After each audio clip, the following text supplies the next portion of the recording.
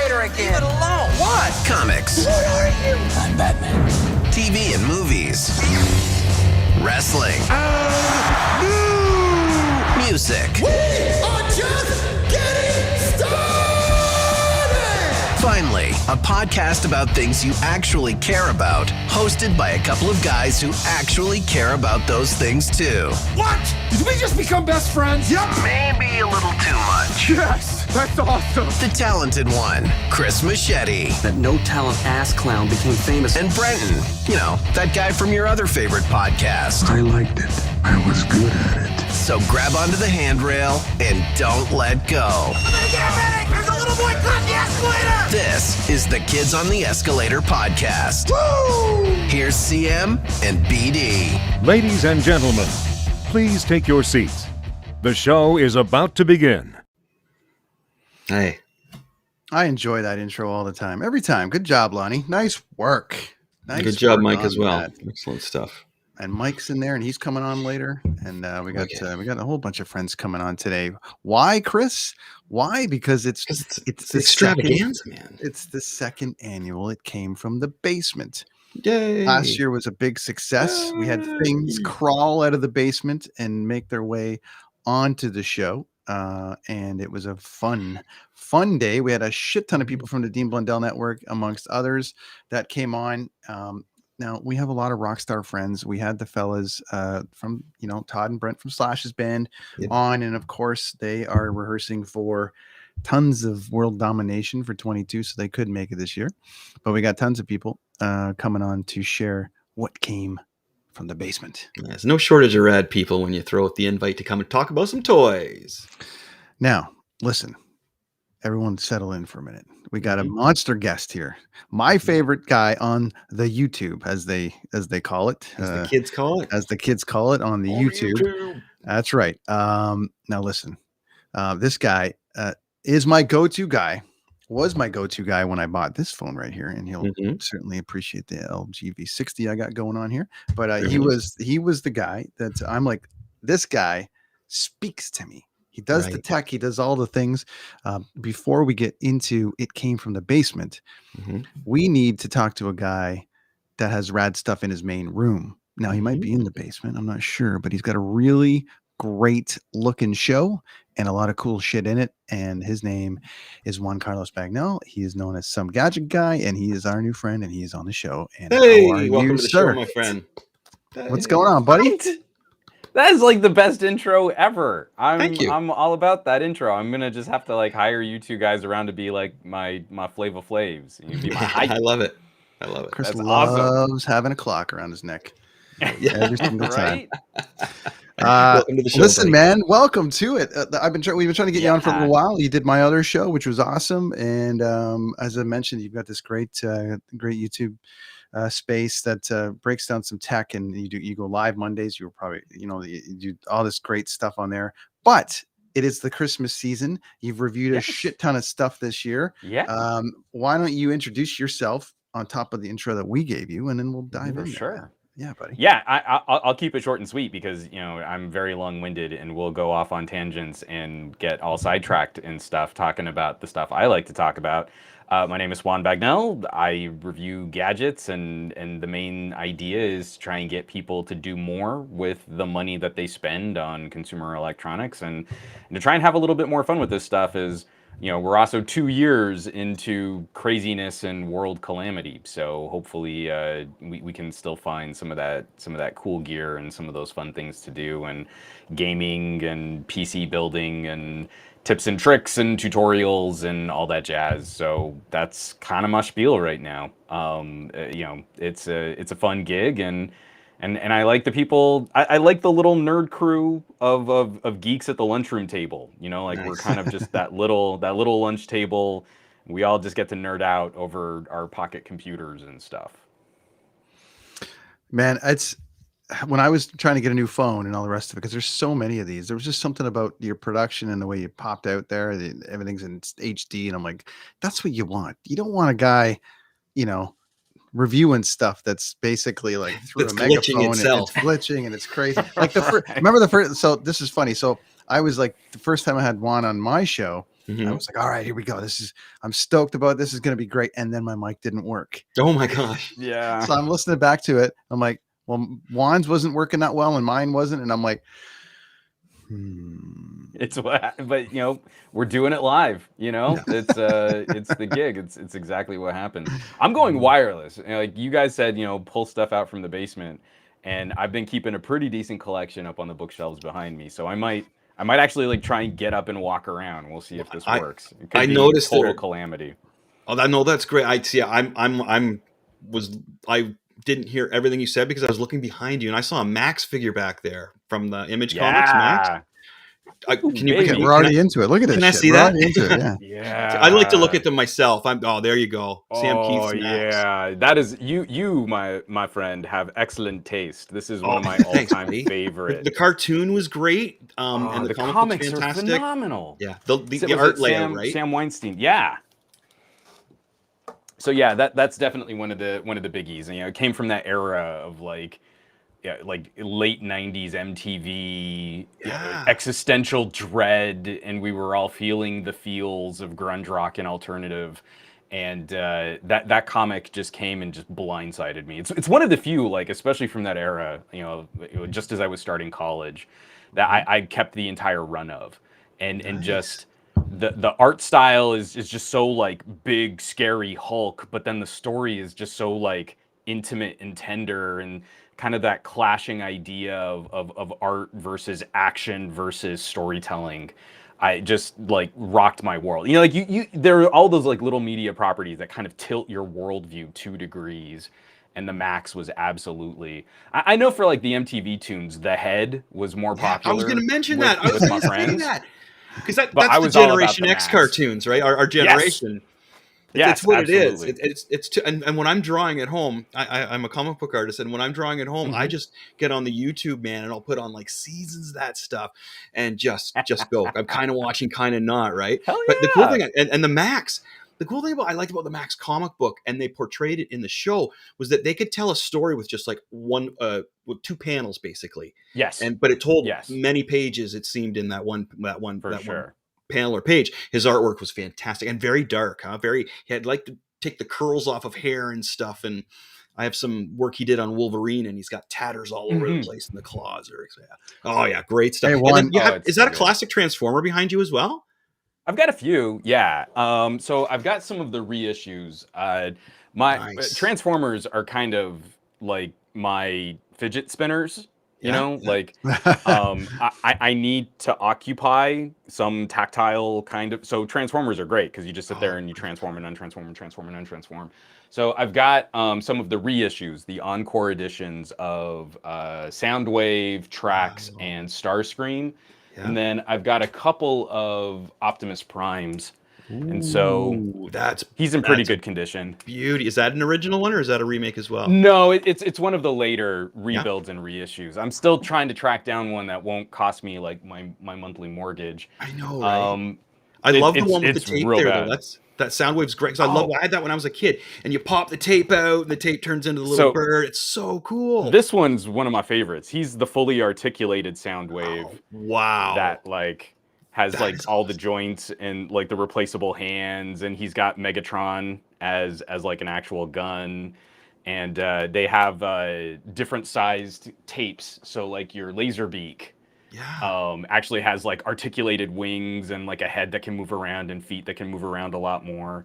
So I mean, again, it's for a 40-year-old man-child who's kind of living out of his man cave. It's this kind of stuff that like I can hold it for me, and it's exciting. I kind of get a little twitchy. I'm watching my daughter's 6, and I'm watching how many things are of my generation or even my parents' generation, and we're kind of just trying to repackage them for her, and I want her to find her own things, right? I want her to find her own stuff. I don't want her to have a retread of my high school Letterman jacket glory days.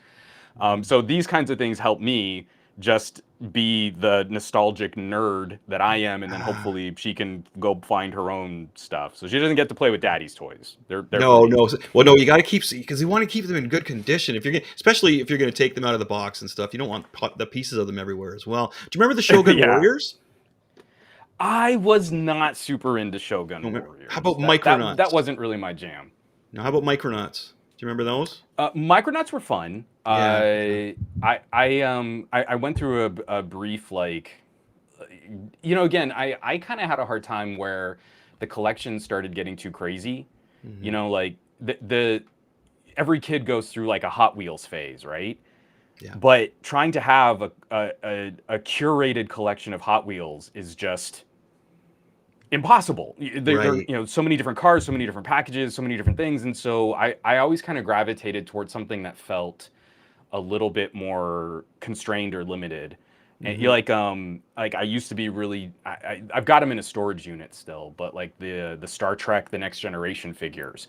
Nice. For like the first 2 years that they came out, it was really limited. It was like the Bridge Crew, a Klingon, a Ferengi, a Borg, and then they started releasing like alternates and repaints, and here's like the episode where Picard, goes back in time and becomes a medical officer. So it's just a repaint of Picard in the blue uniform instead of the red uniform, and that's where I just had to stop. I mean, like I can't keep track of every single one of these. They're not special when every single unit becomes like. So sorry, that was a really rambling way of saying. Oh, that's great. That's great. I dabbled, but I didn't live there. So. No, I followed that whole conversation and everything. That was great. I want to point out for the record, I'm the only one so far not sponsored by IKEA shelving, by the way. There you go. I know. Yeah, right? I saw your shelves and I was like, yes. Same one, buddy. Yeah. That's awesome. These are awesome. They are good. They're minted. Yeah. No, that's a funny thing about the channel that we're on. We're the only one that dabbles in, like most of us, it's sports and news and stuff. And we're the nerd crew. But when we have the guests on, it's like, well, you're not really the nerds anymore because you guys are at the cool table now because everybody loves Marvel. They're the biggest making movies. Yeah. All the parents of kids, they want to know, is Hulk the strongest? And I used to have my buddy texting me going, okay, so you got Hulk, you got Superman, you got Wolverine. Who wins, Chris? Who do I tell my kids wins? Right? It's like cool stuff like that. So and those are the conversations I love sharing. It's just also like as I've kind of gotten older, I've become very protective of like my daughter's experiences because when I was a kid, my dad was so excited to share things like Spider-Man and Iron Man. And then he got excited when I started getting more into like Batman and the Flash. Nice. And it was shared. And same thing for my mom. Like she was super into like, the Beatles and Pink Floyd. And then I started finding my own music and she got excited to kind of watch me grow into that. And so for me, it's like I've got this very protective, like I want to kind of get her started with some things that I think are cool, and then I want to see where she goes. And so for a lot of those, he's like, I'd love her to sort of work it out for herself. Who wins, Superman versus Hulk? Go ahead. Yeah. I don't have an answer for you. Right on. Yeah, just say, do your research. Do your research. And show your work. Show your work.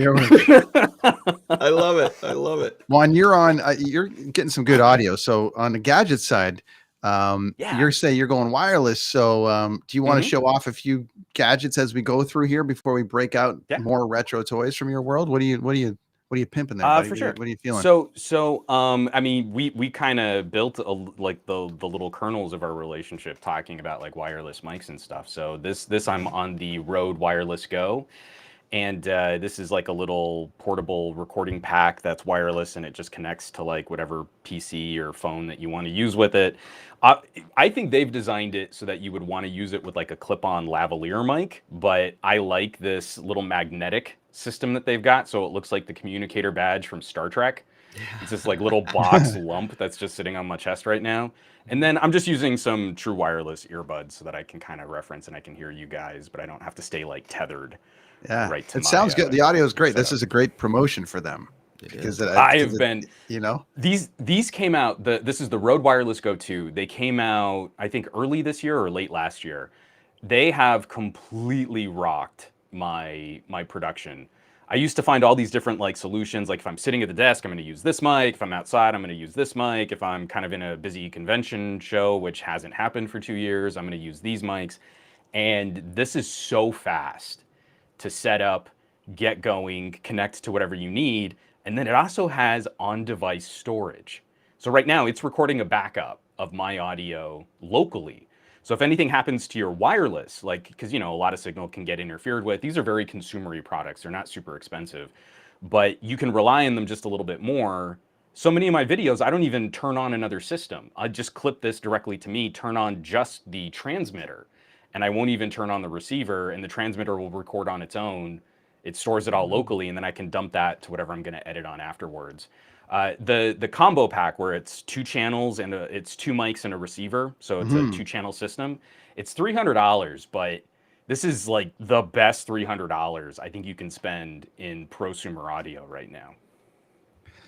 Pretty rad. Yeah, that's good. What are some of your what's your go-to? Are you doing a year-end kind of review, and sort of like what is your product of 21 that you're pimping right now? So I actually did I do a weekly podcast, and we started talking about some of the breakdown there. And it was a really challenging year for a lot of people. A lot of companies struggled, obviously, with all of these communications and distribution and component shortages. I think the gamers in your audience know this pain really well. I mean, I'm still talking to people in my circles of family and friends. I don't have a PlayStation 5. I refuse to buy one from a scalper, and I'm going to get one at MSRP, and that hasn't happened for me yet. And I have a pretty good relationship with Sony from their camera division, and it still hasn't happened for me yet. So I really, there's kind of this sense of techie entitlement where you go in, you're like, this was the best phone of the year, and generally it's just the one that sold the best. It was kind of the most popular, and that's a safe bet to make the most money on YouTube for whatever commentary you're trying to bridge. And this year for me was really all about the best tech is the tech that you already have. I've got, you know, like my parents are on older phones, my brother and sister are on older phones, and this year at Thanksgiving, we finally got together after not being able to see each other for almost 2 years, and just getting to show them like, oh, and there's this new update, oh, and there's this app, and oh, if you do this, you can send something. Like, it's just like Apple's AirDrop, but it's for Android. Oh, you can do this, and check out what your camera has. And it was so much fun kind of walking away from Thanksgiving dinner with all of them just excited again about some new things that they could do with the products that they already owned. It wasn't like, it would be really cool, but you've got to spend another $1,000 on a brand new phone. Right. Instead, it was, oh, hey, here's my nephew. He lives out in rural New Mexico. He's got a Galaxy S10, which is now almost 3 years old. His phone is more powerful than his laptop, his school-issued laptop. And if he plugs his phone into a monitor, it comes up with a desktop-style computing interface. Like, literally, like, just rocked him, you know, like, his parents can't go and buy him a $1,000 phone, but here his phone is more powerful than his laptop, and you can do all these cool things with it. And so it was trying to get into that kind of conversation. Now, there was a lot of really fun stuff. Like, I'm playing with the Pixel 6 Pro. I just flashed a Vivo X70 Pro Plus. I've got the Duo, the dual screen folding Microsoft piece. I really like this guy. It's like a really cool little mini tablet thing that can kind of fit into your pocket, and it's BlackBerry style. Sony came out with just a ridiculous camera-centric phone that, I mean, genuinely could legitimately become like a pro rangefinder style camera system, and it just happens to be bolted to the back of a phone. I mean, it was a really good year for some experimental tech out there, and especially what are you using for video? What are you personally using for video right now?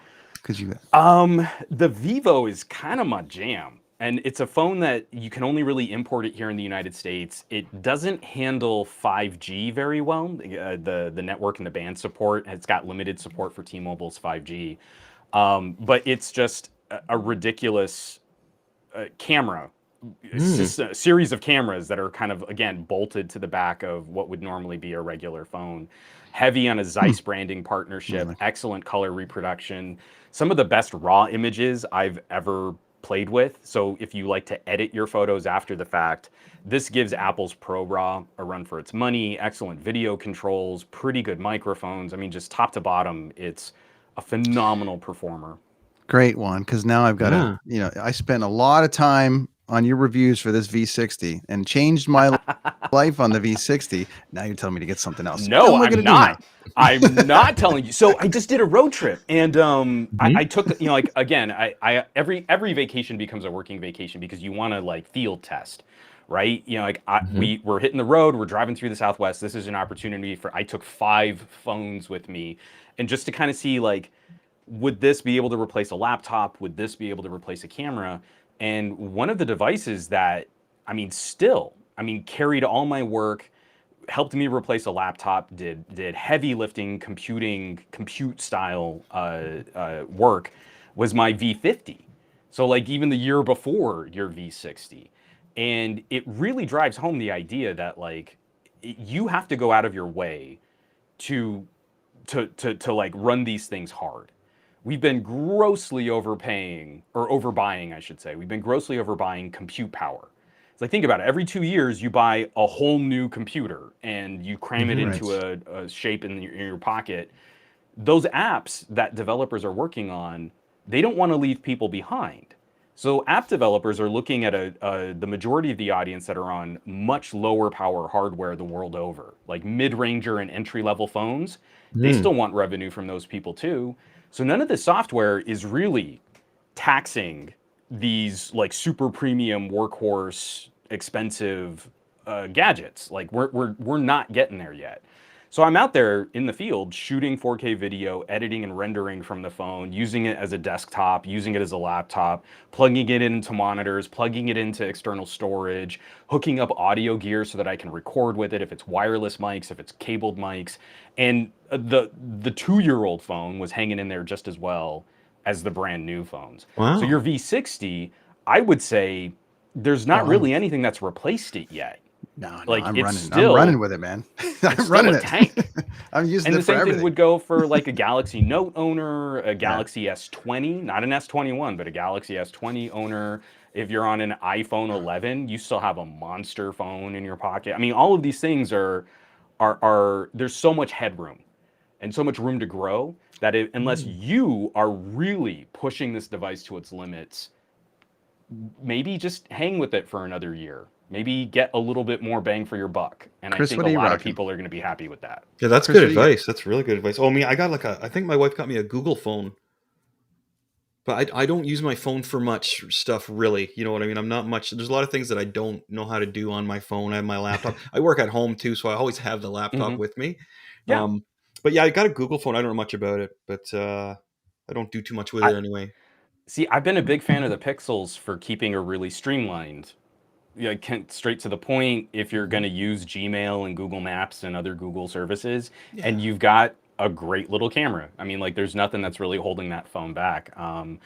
My dad's on a Pixel 4a. That was last year's phone. My brother-in-law is still on a Pixel 3a. That was the mid-ranger from like 3 years ago, or maybe even almost 4 years ago now. And like, it does what he needs it to do. You know, why would he spend more? It was a $350 phone brand new that he got for half price 6 months after it came out. And so for less than $200, he's gone almost 4 years. So your cost of ownership is just so ridiculous right now. Why would he add $50 a month for 2 years to go and buy a new, more powerful phone? Again, I feel like a lot of folks, like, maybe the upgrade you could consider is battery life. And everybody needs that, right? But that's everything for me, man. I travel a lot and I'm always on this thing like crazy. So Chris, you had some questions for Juan on that before we move into some just on the future of, again, of the toys and the technology of toys. What do you think we're going to have for the future of toys? So I'm hoping, again, we started this off with me nerding out on Transformers. Love it. I'm so crazy sad that I've not been able to secure the funds and to grab myself that self-transforming Optimus Prime. Yeah. But seeing that level of robotics start creeping in, I've got the Transformers Armada Optimus, where there was a sensor in the Optimus Prime so that it would send a signal to the trailer, and the trailer would unfold on its own. And that was early 2000s. I can't remember exactly when Armada was. But that was like, oh my God, this is amazing. Just think of what we're going to have in like another 5 years. And then Transformers kind of stayed the same, for the next decade. And then they put Mark Wahlberg in their movie.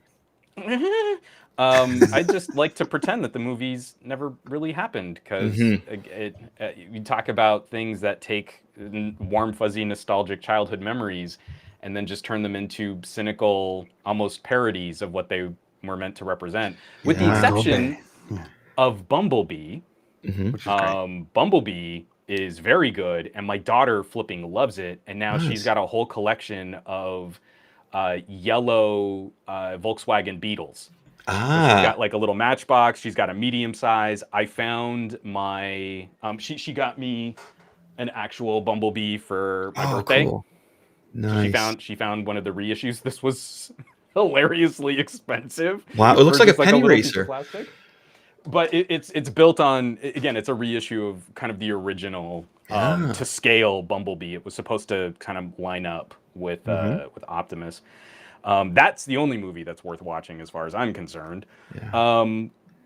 But seeing that kind of level of detail and robotics, and there are so many of those like kind of collectible experiences that I hope start becoming more consumer accessible. Like I was a huge fan of Spheros a couple years back. I think they're amazing educational tools. They pair up with the phone. They can really teach logic and concepts like I saw this one workshop where they were teaching kids how to program. It's Sphero, I'm sorry, it's the little robot ball, and they built a BB-8. If you remember that remote control BB-8. So that's the company that makes it, is Sphero. And they licensed the Star Wars property, obviously. But it was really cool. I was watching them do this workshop where it was like, hey, we're going to teach you how to program your Sphero, and this is how you draw a square. And so, you know, you go for this distance and you turn 90 degrees, and you go for this distance and you turn 90 degrees. And all these kids are like, yeah, cool, I'm putting it in. And then the guy just kind of goes out there and asks, like, okay, kids, now that you know how to draw a square, how would you get Sphero to draw a triangle? And you saw these kids, I mean, like, just this raw brain power just fixated on trial and error problem solving as they moved they were drawing around and programming these little robot balls. So that kind of stuff I hope to see a bit more of as we get into the sort of this next year. Like I've got a 3D space tracking Rubik's Cube. I've never been able to solve a Rubik's Cube. I was 39 before I learned how to solve a Rubik's Cube. That's right. I saw that one on your site there, on the YouTube site of yours. Yeah. I got him right back over here. So this is the Go Cube, and I need to charge him. But it lights up, and then it tracks with an app, and in the app it'll actually help you solve for like different algorithms to get your time to completion down. So it's time for the smart kids. Really exciting. It's time for the smart kids. I'm doomed. That's awesome, man. Yeah, that's cool. Well, people can check that out on your YouTube site as well, right, buddy? That's on their one. Yeah.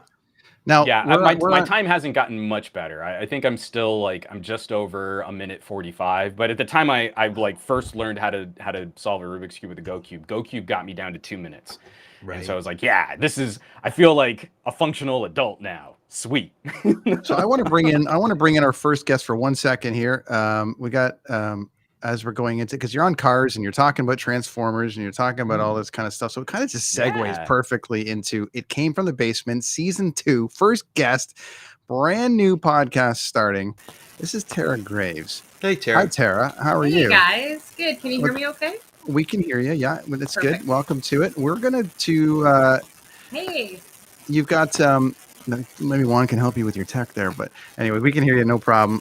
Cars, you've got a brand new podcast starting, possibly on the Deep Blundell Network, but regardless, just in general, called the TNT Podcast. But you guys are big on racing and cars and all the rest of it. You sent me a collection earlier today, a picture of some stuff. So while we're on cars and Transformers, let's go to your collection and break out your favorite of what you got going on there.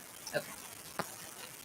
Have you got a picture of the display case? No, you go ahead and just pull that right over there. Yeah. Okay, so I don't know how clear this will be. Wow. Jeez. They're all cast iron. Are they all cast iron? What are they? They're all die cast. They're all the classic ones kind of thing, like the Hot Wheels? Yeah, the majority, I don't know. Sorry, is it too bright? Can you see okay? No, it's great. We can see it. Just hold it right there, yeah. So the majority of these, they're M2s. Mm-hmm. And actually, this is Chris's collection, my fiance, and this is only just some of what he has. Wow. Look at that Coca-Cola back there. Yeah. What's that? Coca-Cola truck? Yeah. Now this shelf here they're the most valuable. Mm-hmm. And the chrome ones, can you see them in the front here? These sure chrome? can. Okay, so those are kind of rare because there was a problem with the chrome, the way that they were doing the paint, so they never actually made it to the stores. Oh wow. Yeah, so a lot of this stuff is really rare. You know, I'm going to ask: is there a Batmobile in there? No, no, no, because it's not Dodge. So, oh, okay. All right, all right. What about evil? What about Evil Knievel? No, no Evil Knievel. There is. This is all Mopar. This is all Dodge. Okay. And then I can show you one of my favorite ones here. There's something like some kind of thing happening right in front of you there. It's like the end of the universe is happening. Oh. There we go. You all good? Okay. We can hear it a little bit. Okay. Can you hear me now? Sure. Okay. This is actually called a thank you card. Oh. And this is a 1971 Penny Cuda. There were only 250 made, and they only went to the dealers. Oh, wow. Right? So you only got one of these if you were given one from a dealer. So it's quite that rare. is very limited, huh? Mm-hmm. Yeah. It would make a great transformer. Look at it. Yeah. Was there original package with that one, or did it just come like so this? they all came with packaging, and then this is put all the more rare ones on display. I'm thinking that one might have had some cool packaging as well if it was like limited edition. Yeah. There's some really cool. You're gonna learn real fast watching this show, Tara. To never open up anything. Yeah. No, I opened up a bunch of mine too. You gotta play with them. Don't touch it. Don't play with it. You gotta free some of them, right? Yeah. No, I just freed a X-wing that I had from back when I was younger. Yeah, and I'm glad hard not to touch them. And I don't know. I mean, some of them I've put away, but yeah, no, I love that collection's really cool. Those are rad. I had Hot Wheels when I was younger, and I had I had like the General Lee, and I had I think I had a little Kiss van, like the band Kiss. Yes, yeah. And I had what else? And Batmobile. I like the Batmobiles because they had that little blade that would click out on the front of them. Great. So those are the old. I think I had the Adam West. Did you? It was the Ford Futura. It was built on. With that 1960s Batmobile, and it had that weird little pop-out knife in the front of this toy. Yeah. Because I no didn't kid even was know it getting had injured it at then. first. I remember, I think it was my dad or somebody was playing around, and all of a sudden was like, click, was like, hey, it's got a blade in the front. I'm like, cool. He said, no, that's not cool. I was a little nargin at the time. I noticed a lot of the M2 cars have a lot more detail to them than the Hot Wheels. Nice. Like on the inside, they'll show like the actual interior. The doors will open. They'll have nice wheels on them for the M2. Was that one in the package there you have in your hand? Yeah, so this one here, this is a 1967 Dodge van. Nice. Wow, look at that. Okay, and they only made 300 of these, and they were only given to people at the SEMA show. Now, SEMA is the largest automotive show in the world. It's always located in Las Vegas. And you had to actually be at SEMA to get one of these, and I think they only made about 300. And that one's still in the package, right? Didn't open that one. Yeah, there are some still in the package. Yeah. Well, that's really limited, that one there. That's nice. Tara, why don't you tell us about your new show, there, friend? Yeah, sure. So my girlfriend, Tina, and I, she's in West Virginia. I'm here in Ontario. We're both drag racers, and we decided to do a podcast together, just talking about drag racing and real-life topics. We're going to mix it up a little bit. We're going to talk about dating, relationships, drag racing, horsepower, sex, all kinds of stuff. And just going to start with 2 a month and just see how it goes. It's very new to us, kind of out of our element, especially all the technical stuff that I'm learning. But it's been great. And the one thing about the E1 network is everybody supports each other. Yeah. It's great. Yeah, So we're going to have about 10 people from the network. Yeah, we're going to have about 10 people from the network, including... It's like Christmas here. Including Bonzi, who's waiting in there, but he's going through he's going through Lachlan's basement right now to try to steal things. So, Tara, thanks for joining us. We'll let you go. Your audio's getting a little bit there, but everyone check out Tara online everywhere. Thank you. And come back anytime, okay? Take care. Thanks, guys. Thanks, Tara. Thanks, friend. Awesome stuff. So, yeah, that's what we're going to do here is just we're going to be bringing people in and out and showing off some cool stuff. We got guests from the past. We got guests that have been on here a bunch. And we got our guest, of course, Juan. from some gadget guy who's got a great YouTube channel that everyone that's listening and watching needs to go and add right now. Mm-hmm. Because if you're looking tech and you're looking for gear and you're looking for cool shit for your kids, if you want to teach them a thing or two about the gear as Juan touched on, the gear they already have, and you want to just redo it and rework it and then rewrap it under the tree, Juan's a good guy for that. He'll tell you all about it. I'm stoked to check out Tara's podcast though, because like going to the Peterson, it's the automotive museum here in Los Angeles, is like a yearly mecca for me. I'm just enough of a car nerd that like seeing her collection looks like the expensive end of the gift shop that you want once you get to the end of the Peterson. That was legit. So that was really cool. Juan, you got some time? You want to stick around and see some of this cool shit, or do you got to jump? I can hang out. Let's do this. Awesome. Definitely. We're gonna keep bringing in some people here. Our buddy, our intro buddy, he's here. He's hanging out. There's Mike. What's up, Mike, my man? buddy? What's up, boys? Hey, there's Mike. Mike's hanging out doing Mike that our intro Juan and everyone else that's listening. Mike is the voice in the sky.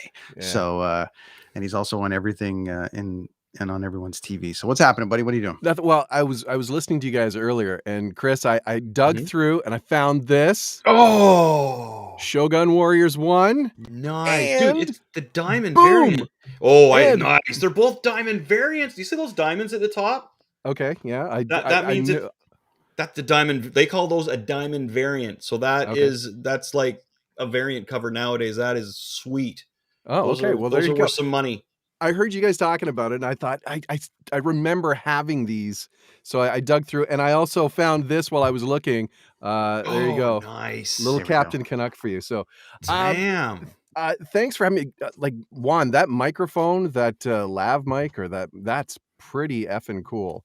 So I need anyone who cares about audio, and especially if your background's voiceover, because I came out of casting. So yes, you did. I'm very well aware of your background there, Juan. So this is Mike's also a fellow voiceover guy. He's if you ever come to Canada, I know, Juan, and turn on the TV, it's all over. Pretty much, he's almost. Think about all the people going to see Spider-Man coming up are all going to hear Mike first. Yes, they'll tell them that they should. That's great, man. They should make sure they're properly spaced. So guys, as far as toys go, I mean, most of my stuff, I was an only child who played with my toys. Mm-hmm. These are like now as I'm getting older, kind of like you, Juan, I'm going back and I'm trying to get some of those things that I would see in catalogs at Christmas time. Mm-hmm. Like up here, we had the Sears Wish Book, and we had the do you guys remember the Consumers Distributing catalog? Geez, yeah. Yeah. It was the best. It was the original Amazon. Yeah. I mean, it was mail order. Yeah. Yeah. So, and they always had the coolest toys. So I was a kid. I was a Star Wars kid like you, Chris. And so I dug in and I found my good old, this was the first Star Wars toy that I ever got. Land Speeder. Which was the Land Speeder, and the little thing still pops up. It's it's plate shape. So we're, poor Ben Kenobi. Now I look back and I think, had I cut off the little nubbin thing at the end of his lightsaber, because I thought I did that to my Darth Vader. It didn't look real. I know, right? It didn't look real. It didn't. I thought, what is he got a tickler on the end here? What is this? I know. And ticklers and swords and right. Like, and what the heck is this? But what we're gonna do is design toys that will kill other children. And I love the fact, because you were talking about how Transformers, how they've gone and they've done retro collections, and I know G.I. Joe recently has done the retro collection. I actually went out and I should have brought it in. The Star Wars collection, they did a vintage collection based on the old Kenner play sets, but they did stuff that was never released back in, the 80s. So I got the carbon freezing play set. Oh, wow. Which looks like the little platform, and it comes with an actual carded stormtrooper figure nice. That looks like the old Kenner figures. So I like all those toys, they sit in a box on a shelf that kids are not allowed to play with. And I know we discussed this the first time, but I thought I would finally bring him out. This is still my pièce de résistance. Oh, nice. This is the infamous caped Jawa, the vinyl caped Jawa, which still has the original gun and the original cape, which I had no idea. And true story, one of my wife's good friends growing up, he's a big Star Wars nerd and he's a big collector. And for some reason we got to talking and I said, oh yeah. And I said, I have a couple of figures, but the one I never played with was the Jawa because he was always so stiff. And he's like, is it like, does it have the vinyl cape or does it have the felt cape? And I'm like, no, it's the vinyl cape. And he goes, is it original? I'm like, I don't know. So he's like, take a magnifying glass, and on the cape, the way you can tell is that there's this weird diamond pattern that the repro capes they can't remanufacture, make it look the same. So that's how you know it's a fake. I said, no, I know exactly where I got this. Yeah. I know pretty much the day that I got this. This was 1978. It was on my birthday, April 17th. Nice. I got 2 Star Wars figures. I was at the Upper Hillcrest Mall in Richmond Hill. Wow. And I got 2 figures that day. I got a Stormtrooper and I got this guy. He never got played with because it was like he's useless. And I always wanted the one with the felt cape because it looked more realistic. Right. Yeah. Yeah. Now, as I get older, my wife's friend Ron, he's like, dude, you might want to go on eBay and see how much those things are worth now. And I did. So I need to get it graded, but right now he just sits in like a mock card box now to. Mike, why don't you go find that G.I. Joe? I'll put you back in the waiting room. You go find that thing on the shelf, and we'll bring in some other people, and we'll bring you back. I'll go dig some more. Awesome. Yeah, we got tons of. All right, so we're gonna get into it now. This guy here is busy raiding Lachlan's basement. So we've got a guy on the network, Juan, named Bonzi. Now listen for a minute. This guy sold every goddamn thing he owns. Paid Chris up here. You see a couple of bucks to make this logo for him, and then he moved and has been in Palm Desert for the last 7 months. He basically bought a tour bus, traveled around America, caused a ruckus, and got a big show. Has been delayed at the airport. Battled with WestJet this week. Man, the guy's got every single time he comes on one of these shows, he's got a new story to tell. But today he's in Lachlan's basement in Edmonton. This is Bonzi. He's here hanging out. Hey guys. He didn't have any real retro toys because he's not at his house. So I told him to raid Lachlan's place. What did you find, Bonds? What did you find, buddy? Well, thanks for having me, first and foremost. Nice to see you, Chris, and all you guys. Good to see you, my friend. I am at Lachlan's house. As you can tell, I'm house sitting for the next 2 weeks whilst he's in Budapest with his lovely wife, Deb, who I had the pleasure of meeting yesterday. Such a wonderful lady. We know who the glue in the family is, and definitely the better looking one, that's for sure. So obviously I didn't want to go rummaging through Locke's house and cupboards and stuff. He's very well organized here, I have to say. You can see there's a lot of containers and stuff. So I just kind of peeked around and just grabbed stuff that was laying out in the open. And the first one I found, and I know these were huge back in the day, and I'm not sure if they still are, but the good old bobbleheads. We got a classic Ryan Smith bobblehead here. Team Canada jersey. He's in on Edmonton. the whole yards. Yeah. A good old Edmonton boy. And he's got a whole bunch of them. We got a Trevor Linden one from the Canucks, as you can see there. Right? That one's got a big old bobblehead on him. And then another Canuck, Todd Bertuzzi. So he's got like 5 or 6 of these kicking around. And then I really don't know. It looks like it was a gift, but it's got Lachlan's name on it. So it's this little teddy bear he's got kicking around, and it says the Eddie Van Walen's, and it's personalized. It's got Lachlan Cross harmonica on the back there, as you can see, because we all know Lachlan Cross is a huge harmonica player. And because this is vintage, I was lucky enough to find this sitting around on the shelf. It's still got about an inch of dust on it, but I don't know if you guys have ever seen this, but it's pretty classic. Oh, wow. Me first in the Gimme Gimmes. Me first in the Gimme shot glass set. Yeah. Look pretty at that. cool stuff. That's it's a cool. classic car, and then there's the different shot glasses that come in this one. So yeah, anyway, some pretty interesting stuff around here, and I'm happy to be at Locke's house. It's kind of weird, but it's nice to be back in Canada after traveling. We did 9 months, 8 states, and 7,000 miles in a bus. Holy cow, buddy. Just me and my dog. Yeah. It's pretty awesome. Well, there was some other cast of characters there, but we won't get into that because you might go to jail or something. So. Yeah, it was quite the adventure. Like you said, stuff seems to follow me. Good, bad, weird. I've been through it all, and listen, no regrets. It was an awesome trip. I'm happy to be back, and tripping with Bonzi certainly isn't over. We're in Alberta for about 3 or 4 weeks. Then we're going to Ontario to do a tour of Ontario for a while. We got a lot of people to visit, new and old friends, fans. And then we'll be going to BC in February to tour around and trip around BC. I'll be marrying some friends.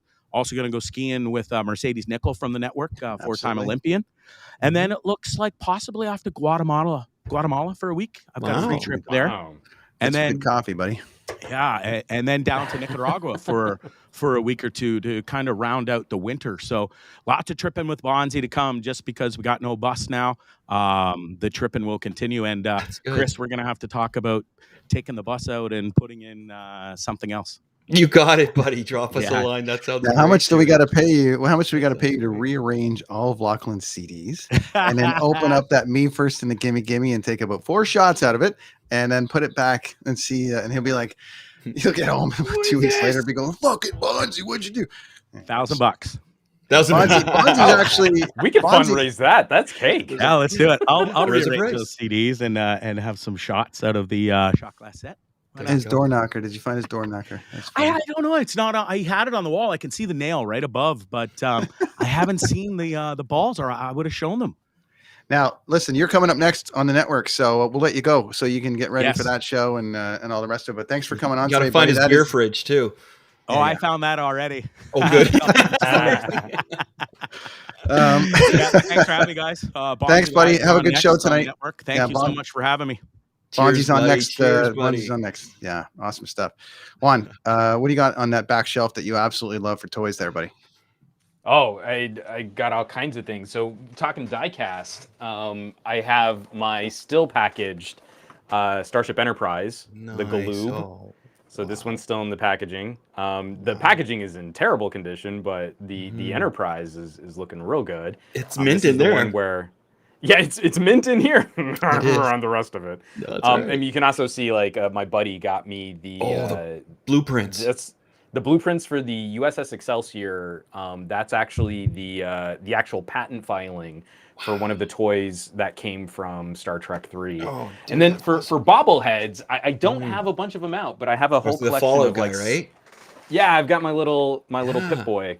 Nice. You gotta have bobbleheads, man. They're great. That is cool. On my office door, I have a flag, the Fallout flag, the Boston team. It came with I don't know. I think I got it in a box of goodies or something, but it's a little Fallout flag, like it's the team thing on there. I know you have is an alien up there from Aliens, the Alien movie. So this was, I mean, if you remember, there was that whole period where I think it was after Alien 3, they were trying to make like comics and kid-friendly franchises out of horrible, evil body horror xenomorphs. And so this was based on one of the comic series where they went to another planet and there were these different types of xenomorphs, and one was sort of built more like a gorilla and another one had another kind of animal's characteristics. And this is the guy that, you know, the Marines could shoot him and he would explode, but the spring doesn't really work anymore. Oh, so that's tough to keep those in working pop order. and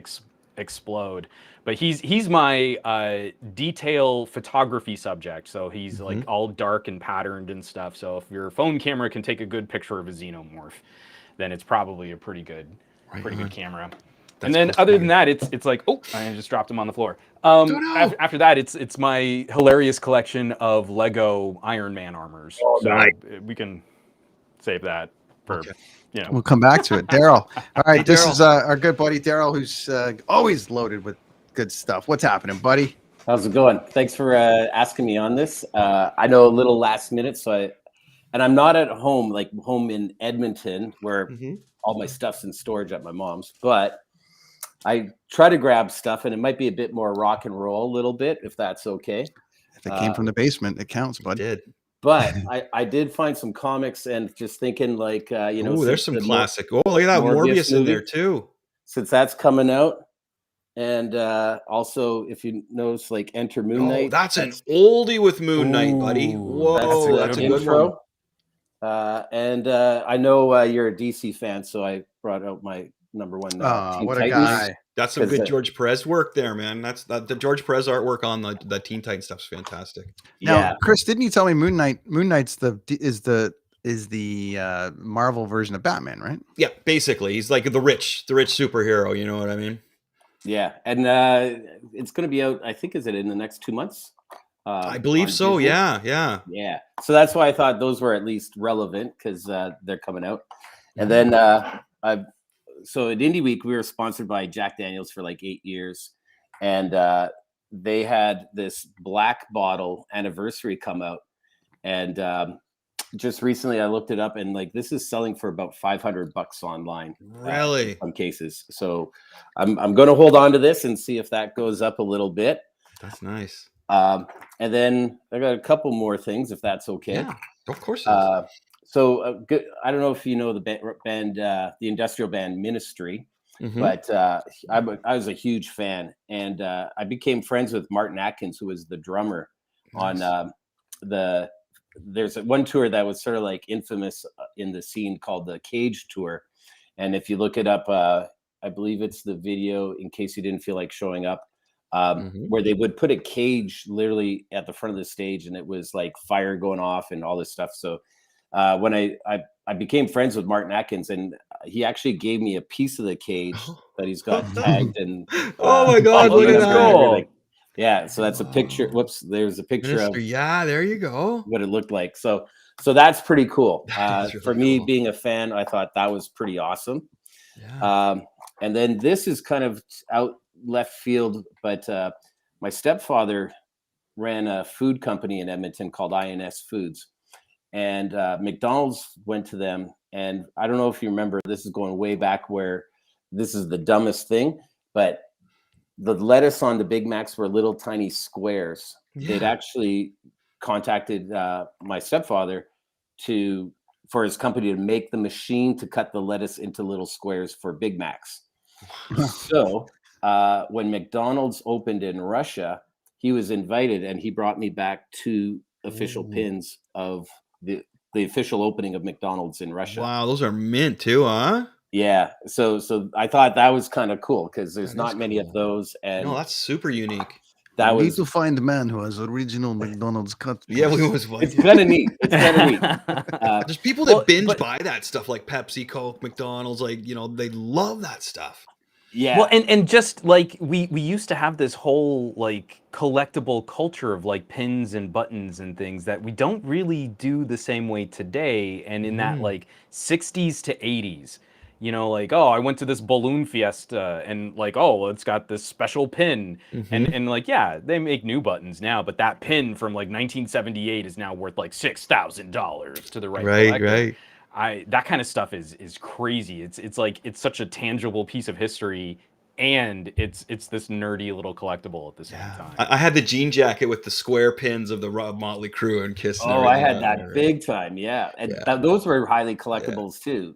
Totally, absolutely. Yeah. I had Rat, Judas Priest, Iron Maiden, Motley going to the head shops and buying up all that stuff. And then you had the patch. Had to have the back patch. You get the couple sew-on ones on the sleeves too, right? Yeah. Good. I wish I still had that jean jacket. I said, bring back some memories. You kind of miss those days because as kids you're growing up with like collecting actual rock memorabilia, and it was a way that I think that we always sort of like created our own identity. By here I'm wearing the badge of the artist that is like my top band, kind of thing. And, and then also somebody walking like that band sucks. And exactly. That was totally like I'm not hanging out with that guy, man. That guy listens to Striper. I'm not hanging out with him. Yeah, what are you doing with a Duran patch on? That happened to me. That happened to me with a Trickster shirt. Oh, did it? Oh, no way. Warrant. Firehouse and Trickster at Canada's Wonderland, and I had a Trickster shirt given to me, and I wore it to Port Perry High School the next day, and the guy was like, "Fucking Trickster!" I'm like, "Fucking idiot." Daryl, tell us Indie Week and what you got going on. We'll let you go, and then we're gonna bring in Karima, who's gonna talk a bit of wrestling. We'll bring in Mike back with GI Joe. We got Ryan from PP1 on, and we got Juan to give us more gadgets. So, what's going on, bud? Nice. Well, we're wrapping up our year. Actually, tomorrow.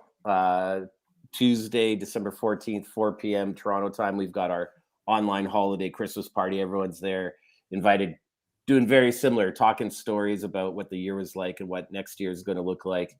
And we're going to ramp up for our next conference in February. It's online and it's screen by screen, which is music and tech. So NFTs, metaverse, all the geeky stuff. That's what we're going to be talking about.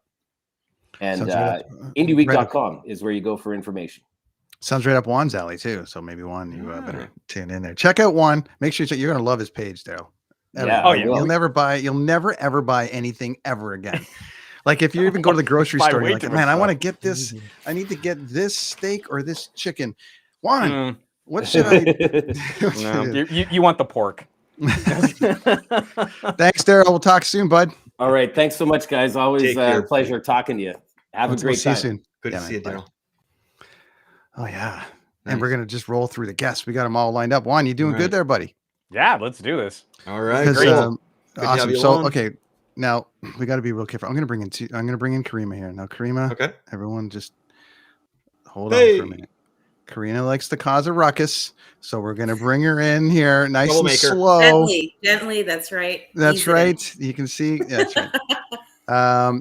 I my only wish, Karima, is that you were with Mike and Chris and myself and our two guests from a couple weeks ago in the now available NFT version of the wrestling chat that we had.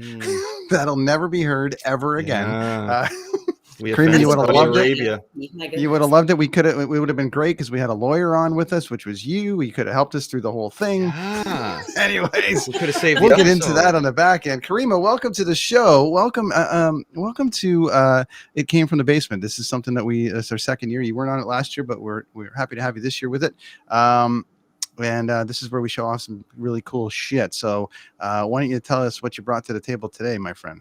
So I'm not in my own basement because I'm actually out of town. So what I have to show you is my wrestling attire. I don't have any like memorabilia or collectibles here, but clearly we have some vintage Rock shirt going on. Some Dolph Ziggler. He's stealing the show, and your girlfriend. Nice. That's a great shirt. Standard John Cena. You can't see me. What I love so about is this, sorry, Karima, let me ask you one thing. Sorry, you're not at your home. You're in another basement like Bonzi was. So are you just raiding this person's personal wrestling clothes collection? This is what I brought to wear. This is my clothing. This is my clothing. What's great about wrestling shirts is that you make friends when you wear them in public. Because wrestling fans will find each other because there's not, we're a special breed.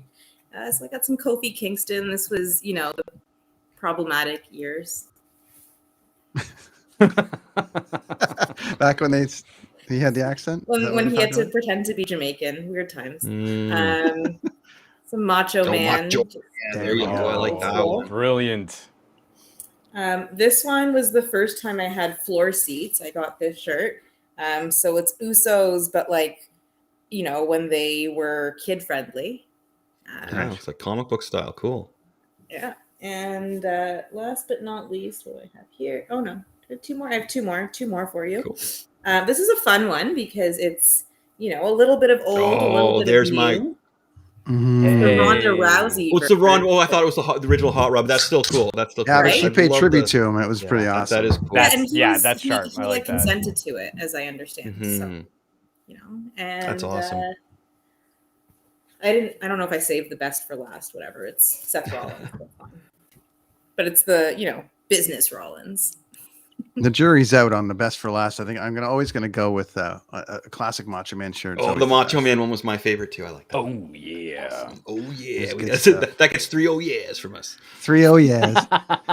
Karima, when you're not causing a ruckus with the anti-vax crowd, what's happening with you, friend? What's going on with where can people find you online? Yeah, I mostly live on Twitter. So you can find me at the handle that I put down there, Karima Rules.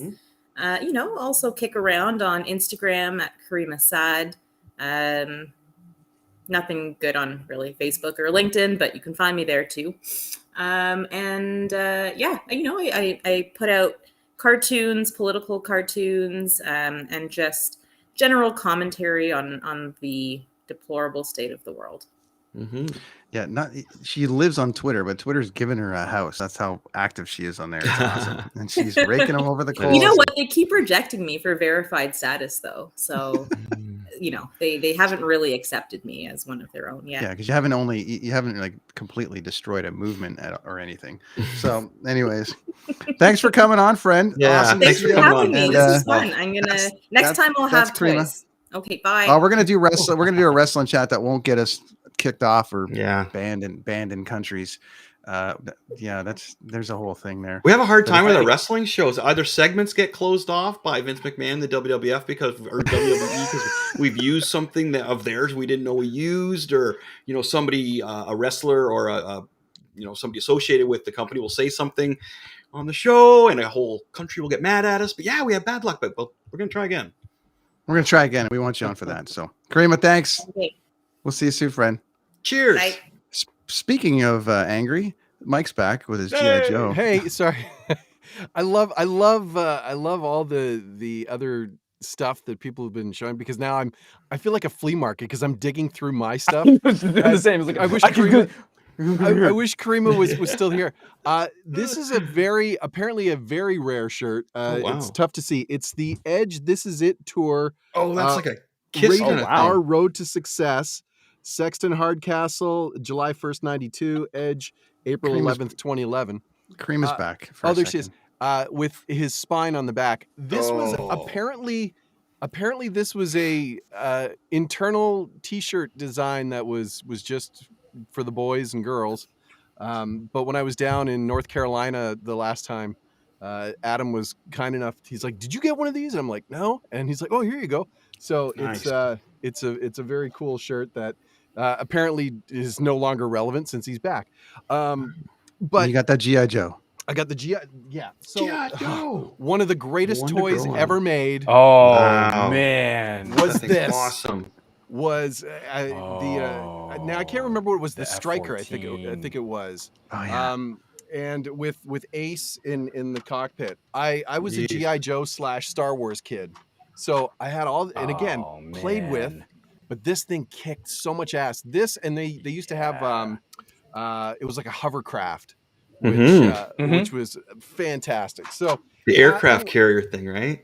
Oh yeah, that was great too. Never had the aircraft. I had a friend who had the aircraft carrier, and it was a whole room in their house that was dedicated to the aircraft. It was carrier. like 7 feet long. Yeah, it was ridiculous. Cool. The USS Flag, that's what it was. Right. So insane. I dug this guy up. I think this was like the Star that's Wars the original, right? Star Wars equivalent to the Fleetwood Mac Rumors album. I think everybody had this. This was like the rubber hand puppet that you could shove your hand up Yoda's wazoo. I was showing you before. So this is what I was talking about, Chris. It's, wow. The Kenner Vintage Collection. And it's there you kind of see it. The carbon chamber. That's cool. And it comes with a frozen Han. Wow. And also this was a carded old school. That's nice. It looks like the old Star Wars. Now does it have like a spring-loaded catapult so that Luke can jump out of the carbonite freezing? Here's the great apparently this thing you can connect two sides to it to make it like the one thing, because this is only the one half. But and I remember as a kid with cardboard trying to recreate this just because, or Lego. Yeah. Lego was the other I was making all my own sets out of Legos for sure. Absolutely. And so this again, the wrestling, this is my first ever nice Edge figure. This was his King of the Ring limited edition, which I used to joke about in college that someday I'm going to buy an action figure of you. Yeah, sure we are. And this one, this is still my baby. This is which is perfect timing because nice. December 29th, kids. Yeah, Book of Boba Fett.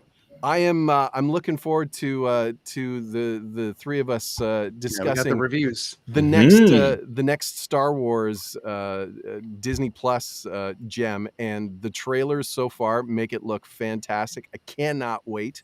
Yeah. This was again one of those toys that they built them to be played with, not to be put in boxes, except when you're middle-aged now and you're going on eBay and trying to find all these gems in boxes again. And I also like to say before we get to Ryan Hank, who's very excited about the Vancouver Canucks right now, but before we go any further, we're going to do something here. Where we're going to announce the brand new show, the Juan and Mike show. The two voiceover guys are coming together to have their own show. Let's do it. Finally. Gadget Guy and Canadian Nerd. It works well. It's like a superhero we fight type crime thing. and then use our voices to hawk products. Exactly. Mike, if I had the time, yeah. Yes, tell us where everyone can find you, because we haven't done this in a while. Where can people find you online, sir? Well, if I may not be Super Bowl worthy, but if you watched the Grey Cup, you heard me shilling for Twisted Tea all game long. Nice. I'm still just the same old guys. Turn on TV. Chances are you'll hear me peddling some show or another that's coming up on Showcase or CMT or all that fun stuff. So, but yeah, I'm around. You'll hear Find me Mike where it is, and Mike, you get the official award of the day. You get Dun, dun, dun. And accepting the award is, as Juan said, it's the Darth Vader with the little nubbin cut off. There you go. Oh, I miss him so much. Always a pleasure, always a treat to talk toys and nerd stuff. Juan, it was great to finally connect on this show. So thanks so much for everything. You guys would have a great show, by the way. I'm not saying, I'm just saying. I know. You'd have a great show. Dude doesn't need me. I would be like Yoda on his back. That's what I would be. I would just be like, no, it's always about making the nerd lunch table bigger. That's always the mission. Always the mission. Because in high school, it was so small. It was so small. Yes, that's true. Bring as many as you can. Michael, all right, guys, we'll see you. We'll talk soon, Take guys. care, buddy. Take care. And we're gonna finish up with some hockey here. We're gonna go some hockey. Well, I'm sure he's got. Hockey? I know he's got other stuff, but I'm just saying, first and foremost, before we do anything, Juan, being in LA, Juan, being in LA, I'm sure you're a giant hockey fan. But before we go any further,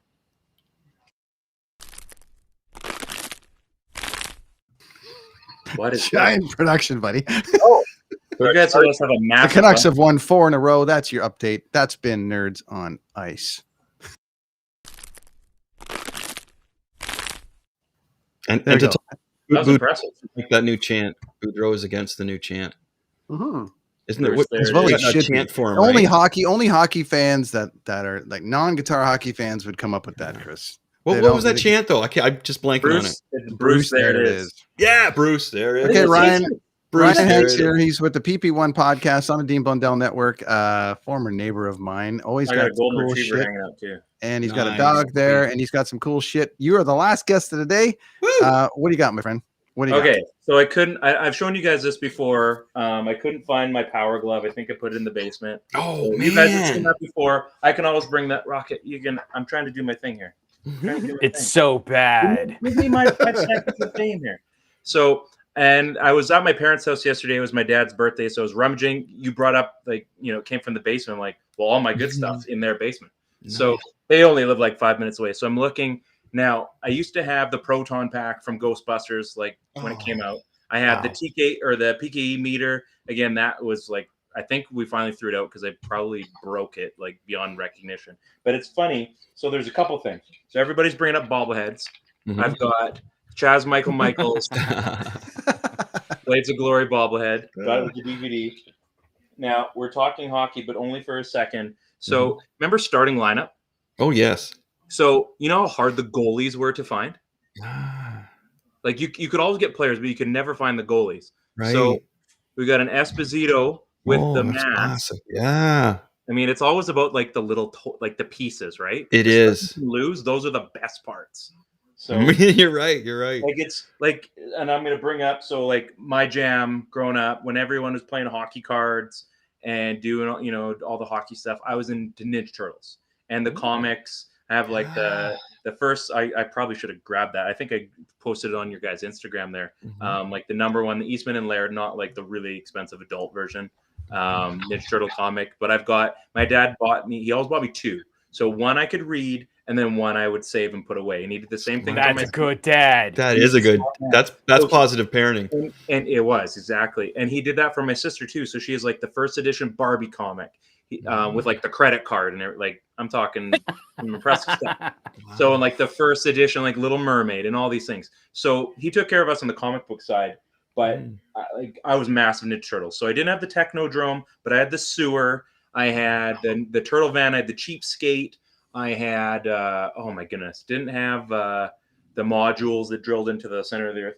And I can't find the other one, but I have, now most of them are missing belts. So we got Leonardo. You guys are talking about wrestling too, wrestling figures. So Michelangelo got a little bit hammed up. I had a WWF wrestling ring. Yeah. I got it from Value Village. And now these are all original. These were mine from as a kid. But as I was in my teenage years in wrestling, so I made my own wrestling ring, and I would make my own cards and everything too. I made a ladder out of Lego, so I could have ladder matches. I got my mom to make me little belts, and I had Velcro straps and stuff. So we had ladder matches. So that's awesome. We got Leonardo. We got Michelangelo. So there's a Donatello, original Donatello. Wow. He still has his belt on. I couldn't tell you how that happened, which is crazy. Awesome. So we've got a Rocksteady with minus an arm. So again, these have lasted since the 80s. So you gotta imagine, we've got PandaCon. Oh wow! I know. So these are just in Ryan's bedroom, by the way. Oh man, this is. They are now. They are now. I brought them home. So we got the Rat King. I don't know if you guys ever saw that episode. We've got Metalhead, which has been. I loved Metalhead. Yeah, I did too. When I graduated grade 2, I don't know why we were in Kamloops. I think my dad's cousin we were going to visit. So we were in the mall, and I was like, "This is what I wanted for passing grade 2." So we went to the Toys and Wheels retro moment. Yeah. And so I ended up getting the Metalhead. So there's that one. Then there's Slash. This is before TMNT2. So this is kind of I think this is kind of where they figured out with Toka. So I never had the Toka, but I had Slash. Now he got a comic. And then what did we got? Muckman. So he had a garbage pail, and he had a little buddy that sat in there. That's right. And then I have a schwack of Michelangelo. So I had the skateboarding Michelangelo, which, and I have the surfing one, same series. Jesus, Ryan. Oh, those are awesome, dude. So I switched the legs, as you can see, because they're. Yeah. But I use it because this guy was better as Stone Cold Steve Austin, and this guy I think was because he could do the rock bottom, right? Oh, I get it. Yeah. So then I had Raphael was a rock star. So there's that one there. Oh, look at that one with the zebra skin pants. Oh, Jeez. wow. Yeah. Just unreal, right? And then I had the Leonardo. So this was the tackling Leonardo. Oh, yeah, football style. So he did he had the hammer elbow, and he's got there's Michelangelo's leg. So that's where it went. There you go. I'd like to point out that I'd like to point out that if we've had any casual female viewers, they're now not watching the show. So here's the so thing. we got rid of the garbage, and we've got the good no, we got Mondo Gecko. He had a skateboard. That one's awesome. Cool. Look at this. Amazing. What am I missing? Oh yeah, the Raphael. I think he had a hip replacement because his legs. Oh, there we go. We just got to get him connected in the middle there. So this is the Space Raphael. Oh wow. And he had a tube, and he had the whatchamacallit, the space helmet. Again, clearly lost, but there's a tube that connected to it, which is super cool. We had, I can't remember this guy's name. He is E something. Oh, Fugitoid. Yeah. Oh, good one, man. He was from the actual comics. I think he was in the show, but that was legit the Triceraton storyline from Eastman and Laird. Yeah, that's cool. Now you saw that's legit. Yeah, right. I had Fugitoid and I had Metal. I wanted the robots. So can you tell what leg that's from? Where am I here? Oh, I can't see. So that is from Rasputin. Oh. And this was the first one I got from the Toads, right? Nice. Yeah, I remember that series as well. Somehow this guy, I never bothered with him. He was kind of I got him, and I think I just wanted all the guys. So it was just check, got him. Yeah. I think that was it for Ninja Turtles. And then I got, I have more. This is what was left. Really? Holy smokes. And then this guy, this is not Ninja Turtles, but I can't remember how I got this guy. Oh, he's one of those trolls. Yeah, but he had he used to have a little gem in there, and he did some funky stuff. So again, he was a pretty sweet wrestler in the Ryan Wrestling Federation. I love it.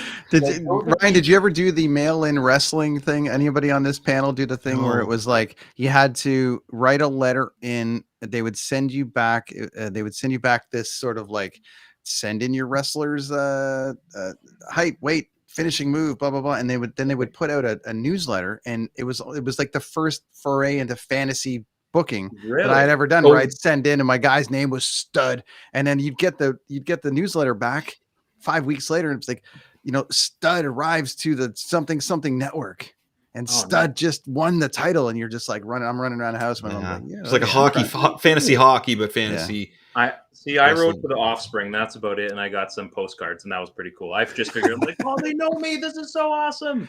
We got to wrap soon, Ryan. Buddy, where can people find you online, my friend, and all the good stuff? At Always 94. We've got our PP1 podcast that's going really strong. And if fantasy football people, we've got our That Helps No One show tomorrow night at 9. It's a mess, and it's so much fun. So make sure you guys tune into that. There's no podcast, like you just tune into that, and it's usually a NSFW, that's for sure. But we basically go over our fantasy teams. I'm out of a few leagues, so you'll be sure to find that out tomorrow from the other guys.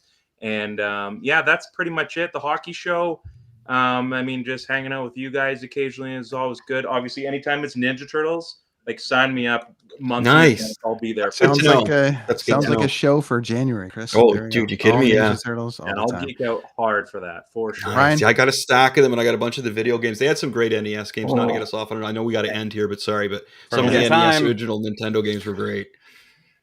Thanks, buddy. Thanks, guys. Thanks for joining, man. We'll talk to you in a while, buddy. Thanks a lot. So Juan, buddy, there we go. We did it. Thanks for sticking around, Juan. Appreciate it, buddy. That was awesome. That's fun, huh? So I did save one last just collectible piece if you guys want to see it real quick. Yeah. So we started with Transformers. We're going to end with Transformers. Okay. One of the reasons I got into commercial voiceover and voiceover in general was the work of Peter Cullen, the voice of Optimus Prime. And I was like 8 years old, maybe 9, when I realized that the voice of Optimus Prime was the same voice as the evil Trans Am from Knight Rider. Okay. And that's when I realized that could be a job and basically just set a career path. So this is the actual reel-to-reel demo of Mr. Peter Cullen. This is what he looked like in the early 70s. And Don Schwartzman and Associates was his talent agent, and this is the actual voiceover demo. Whoa! This is the crown jewel of my Transformers collection. How did you how did you score that? Can you tell us, or like? Oh yeah, I worked in casting, so you would go to these recording studios, and sometimes you'd like go down a dusty closet, and you'd see just like all of these rows of boxes, and I'm going through, and I'm seeing like, oh yeah, and I know that movie trailer voice, and oh that was. Whoa. We lost him. Sorry. Big orange. Big orange. Sorry, lost you for 1 second. Retell that for 1 second. Sorry. So I was going down closets and seeing all these different voices and trailer announcers, and that was a Thundercat, and that was a Silverhawk, and then I saw bright orange Peter Cullen, and I picked it up, and it was this is Peter Cullen's voiceover reel demo. So that's a great score, buddy. What a great way to end too. Yeah, kind of just rub it with my face occasionally to get that special Optimus Prime feel. Yeah, so we didn't. Again, I hate bringing things up at the end, but like the movie, the cartoon movie of the Transformers when Optimus Prime died.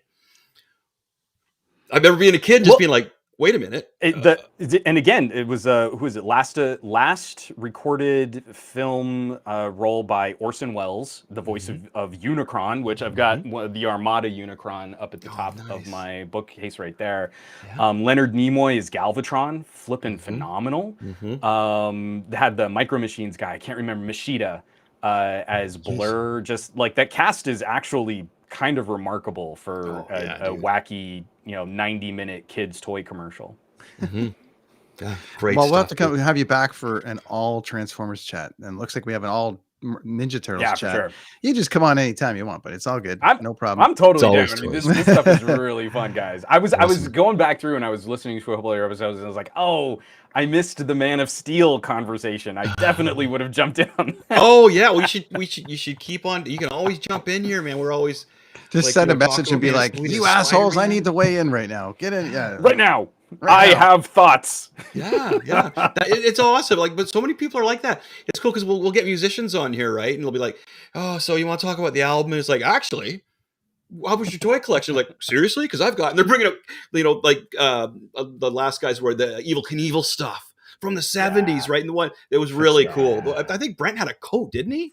Brent Fitz had a coat. Yeah, Brent Fitz had a coat. Yeah, like an Evel Knievel classic coat. Oh, dude, like so these guys love it when they come on here. It's like, all right, I don't have to talk about being in the studio or how I wrote this song. You want to know about my record collection or something? It's like, yeah. So I'll be like, yeah, right to repair, net neutrality. But let me tell you about this action figure I just picked up. Exactly.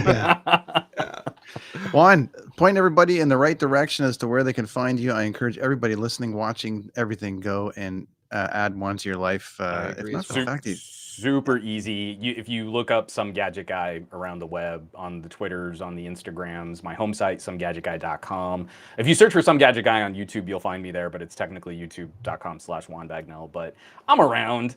I'm a gun for hire on a bunch of other tech publications. So once you get into the world of tech, I'm kind of hard to avoid. So that's kind of my gig. It's awesome.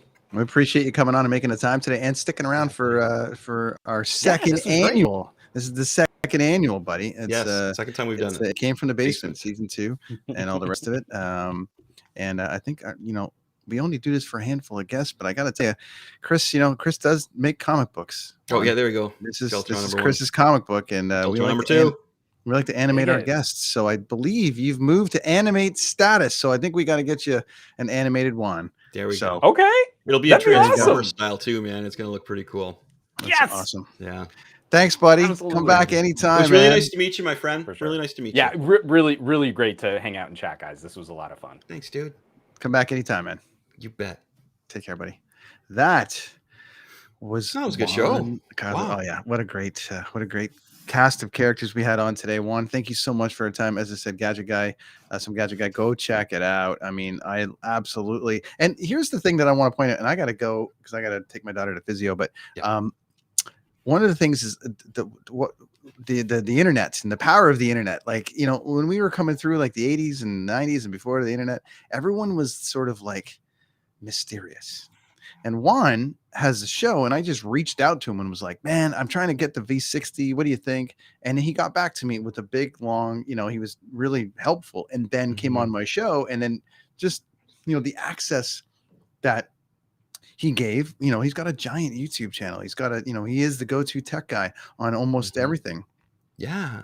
And to have him like just make the time and be like, sure, I think you should get this or you should get that is really, really cool. So, and then come on our show and as a guest, and then stick around for the whole thing and co-pilot us and just be a rad guy. And like just so up on the toys and stuff too, man, that we're into. Sounds great. Really cool. Every single person that joined us today, thank you so much. Tara. Yeah, thank you, everyone. Bonzi. Ryan, Mike, Daryl. Geez, the list is endless. It's great. We just had a great group of people today that came on, and everyone that's watching from home. Somebody's back. Who was back that we were talking to before? Oh, Kim Sutherland's back. Hi, Kim. Yeah, Kim's back. Hi, Kim. Kim's back, which was awesome. And Hops, thanks for weighing in when you did. We've got our local ambulance friend there. That's as well, Ryan right? Hopper, yeah. And then Positive Mike. If only when growing up, one thought of keeping those original Star Wars toys in mint condition. That would have been great. Mike's Brewery. We got to get him as a sponsor. Brewery. Yeah, I'll drink the beer on here. You drink the beer. I'll drink the. I'll show it off. I'll drink the beer on here. Send me some beer, brother. You guys can find us at kidsontheescalator.com. As we've talked about many times, you can leave us a voicemail of anything that you want to do. We got one more episode of the year coming up. I have tasked Chris with going to watch Spider-Man, and we are going to talk about Spider-Man next week, the new Spider-Man movie. We're going to get into that and kind of wrap up the year with a few thoughts. Easily be the biggest movie of the year. There's a lot of competition, right, with COVID year, but easily going to be the biggest movie of the year. And remember, folks, it's not pew, pew, pew. It's thwip, thwip, thwip. I'm lecturing people on TikTok about it, and they're behind me. They're actually like, yeah, that guy's right. So thwip, catch Chris on the TikTok. Catch Chris everywhere that you get. You can find Chris Machete everywhere. You can find Brenton on tour everywhere. Karima, thank you so much for coming on as well. Yes. And did we miss anybody? We had. I think we had everybody there. I think we got everybody. We got in the car. The girl with the new Tara. Yeah, Tara came on. Tara, thanks, Graves Tara. came on. Yeah. So everybody, thank you so much for joining us today for the second annual It Came From the Basement season 2. Join us next week for a full breakdown of the new Spider-Man movie. That is Chris Machete. I am Brent from the Brent Allen Tour podcast. Good times. Rad dudes. Thanks everybody.